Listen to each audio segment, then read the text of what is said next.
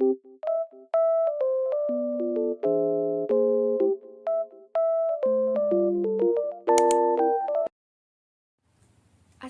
warahmatullahi wabarakatuh. Perkenalkan, nama saya Gina Ayu Fauzia, NPM 19.314 dari kelas E. Di sini, saya akan menjelaskan mengenai perlindungan hukum bagi pemegang polis atas kepailitan akibat gagal bayar perusahaan asuransi PT Bumi Asi Jaya, yang mana ditujukan untuk memenuhi ujian akhir semester pada semester ganjil ini untuk mata kuliah hukum asuransi dengan dosen pengampu yaitu Ibu Firly Widyastuti. Pembahasan pertama yaitu mengenai latar belakang. Yang pertama ada ringkasan umum. Perusahaan PT Bumi Asi Jaya merupakan salah satu perusahaan asuransi jiwa tertua di Indonesia yang berdiri pada tahun 1967 dan memiliki ribuan nasabah pemegang polis di seluruh Indonesia.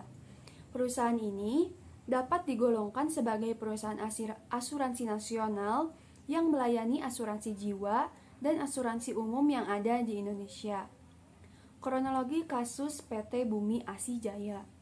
Permasalahan ini berawal dari tahun 2007, di mana PT Asuransi Jiwa Bumi Asi Jaya mengalami penurunan tingkat solvabilitas. Sehingga kemudian Kementerian Keuangan mengeluarkan surat peringatan berturut-turut sebanyak 3 kali dalam kurun waktu antara bulan Oktober 2007 hingga bulan Juni 2008. Di lain pihak, PT Asuransi Jiwa Bumi Asi Jaya tidak mampu memperbaiki tingkat solvabilitasnya. Sehingga pada tahun 2009, Kementerian Keuangan mengeluarkan sanksi pembatasan kegiatan usaha. Selanjutnya mengenai legal issue. Perusahaan asuransi jiwa itu baru diresmikan pailit oleh pengadilan pada 28 Agustus tahun 2015. OJK mencabut izin usaha PT Asuransi Bumi Asi Jaya karena ketidakmampuannya atau gagal bayar dalam memenuhi RBC dan rasio perimbangan investasi terhadap cadangan teknis dan utang klaim, sehingga hanya mampu membayar klaim sebesar 409,73 miliar dari total klaim 634,31 miliar untuk klaim asuransi individu dan 182,6 miliar untuk asuransi kolektif. Atas kepailitan perusahaan PT Asuransi Bumi Asi Jaya tersebut, timbullah permasalahan lainnya, di mana saat kepailitan itu terjadi, Hakim Pengawas Mahkamah Agung dan Pengadilan Niaga Jakarta Pusat menunjuk kurator untuk melakukan kewajiban terhadap putusan tersebut. Kepailitan PT Asuransi Jiwa Bumi Asi Jaya yang telah dinyatakan pailit sejak 28 Agustus 2015, yang mana dalam kasus tersebut 3 orang kurator ditunjuk. Namun ternyata dalam melaksanakan tugas sebagai kurator terhadap kepailitan PT Asuransi Jiwa Bumi Asi Jaya, ketiga tersangka yaitu ketiga para kurator telah melakukan penyimpangan atau penggelapan. Mereka diduga melakukan penggelapan aset milik perusahaan asuransi untuk kepentingan pribadi dengan mengalihkan hasil pencairan unit link, deposito, dan aset lainnya milik PT Asuransi Bumi Asi Jaya yang sudah dinyatakan pailit. Pembahasan selanjutnya yaitu mengenai asumsi dan analisis hukum. Yang pertama, dilihat dari aspek hukum perjanjian. Dengan berdasarkan perjanjian kerjasama antara PT Binansentra Purna dengan PT Asuransi Jiwa Bumi Asi Jaya, yang mana PT Asuransi Jiwa Bumi Asi Jaya berkewajiban melakukan pengalihan portofolio sejumlah 78,5 miliar. Namun, PT Asuransi Jiwa Bumi Asi Jaya baru membayar sejumlah 30 miliar. Dengan demikian, PT Asuransi Jiwa Bumi Asi Jaya telah melakukan pelanggaran kewajiban terhadap PT Binansentra Putra. Berdasarkan asas lex specialis derogat legi generalis, meskipun kedudukan pemegang polis tidak diatur dalam perjanjian atau KUH Perdata, akan tetapi Undang-Undang Perasuransian yang bersifat lex specialis mengaturnya. Jika perusahaan asuransi tidak membayar klaim yang telah disepakati, maka pemegang polis dapat mengajukan gugatan perdata atas dasar uang prestasi. Perlindungan hukum juga terhadap nasabah asuransi atau pemegang polis tidak diatur secara khusus dalam KUH Perdata. Namun, terdapat beberapa pasal yang terkait dan dapat berlaku bagi perjanjian asuransi, serta memberikan perlindungan bagi pemegang polis. Keterkaitan perlindungan hukum bagi pemegang polis dengan KUH Perdata dijelaskan dalam pasal 1320 KUH Perdata yang mengatur tentang syarat sah perjanjian, dan pasal 1266 KUH Perdata yang mengatur bahwa syarat batal dianggap selalu dicantumkan dalam perjanjian timbal balik apabila salah satu pihak tidak memenuhi kewajibannya. Yang kedua yaitu dilihat dari aspek hukum asuransi.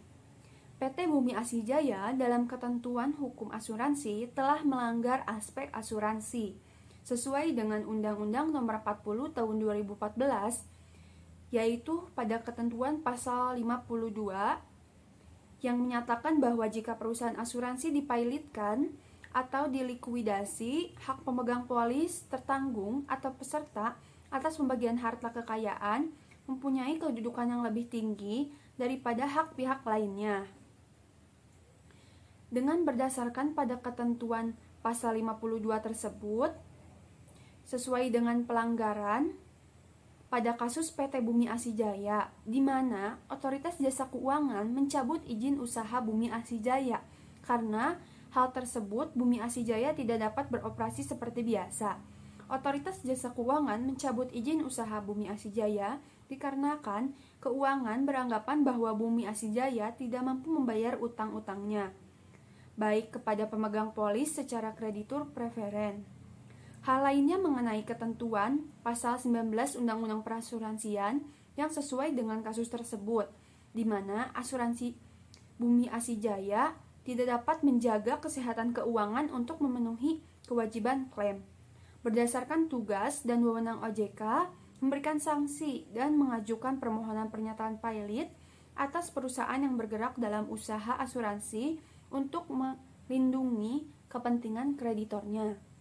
Yang selanjutnya, ketiga, dilihat dari aspek hukum perusahaan.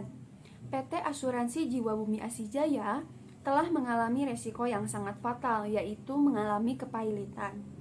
Dalam kasus ini, para pemegang polis asuransi selaku nasabah tentu tidak tahu apa yang akan mereka lakukan. Atas hal tersebut, maka diperlukan adanya perlindungan hukum. Dan atas hal tersebut juga dapat diasumsikan bahwa perusahaan asuransi jiwa lokal ini bermasalah dengan keuangan. Akibatnya, banyak nasabah yang khawatir dengan polis mereka sehingga memilih untuk mencairkan sebelum jatuh tempo. Yang keempat yaitu dilihat dari aspek perlindungan konsumen.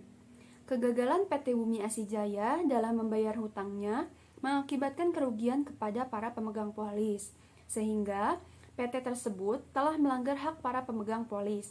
Oleh karena itu, PT Bumi Asih-Jaya telah melanggar ketentuan pasal 4 huruf H Undang-Undang Nomor 8 Tahun 1999 tentang perlindungan konsumen. Di Indonesia sendiri, telah diatur peraturan perundang-undangan yang menjadi payung hukum perlindungan konsumen, yaitu Undang-Undang Nomor 8 Tahun 1999 tentang perlindungan konsumen. Nasabah bank atau pemegang polis asuransi jiwa kredit secara hukum juga termasuk sebagai konsumen yang diatur dalam Undang-Undang Nomor 8 Tahun 1999 tentang perlindungan konsumen yang disebutkan mengenai hak-hak dari konsumen. Salah satunya yaitu pada ketentuan pasal 4 huruf H. Berdasarkan peraturan pada pasal tersebut, kasus ini di mana tidak dibayarkannya klaim asuransi jiwa kredit yang menyebabkan kerugian pada nasabah yang dilakukan oleh PT Bumi Asih-Jaya, dengan mana telah melanggar ketentuan mengenai hak-hak konsumen khususnya dalam pasal 4 poin H, yakni hak untuk mendapatkan kompensasi, ganti rugi, dan atau penggantian apabila barang dan atau jasa yang diterima tidak sesuai dengan perjanjian atau tidak sebagaimana mestinya. Yang kelima yaitu dilihat dari aspek hukum kepailitan dan PKPU. Pada ketentuan pasal 2 ayat 1 Undang-Undang Kepailitan dan PKPU yang menyatakan bahwa debitur yang mempunyai 2 atau lebih kreditur dan tidak membayar lunas sedikitnya satu utang yang telah jatuh waktu dan dapat ditagih, dinyatakan pailit dengan putusan pengadilan, baik atas permohonannya sendiri maupun atas permohonan satu atau lebih krediturnya. Dalam kasus ini, PT Asuransi Jiwa Bumi Asijaya tidak mampu membayar klaim asuransi kepada para pemegang polisnya yang telah membayar premi. Total klaim yang harus dibayar mencapai 80,5 miliar kepada lebih dari 10.000 orang pemegang polis. Hal ini merupakan bentuk pelanggaran kewajiban PT Asuransi Jiwa Bumi Asijaya terhadap pemegang polis. Dan yang terakhir yaitu yang keenam, dilihat dari tupoksi OJK.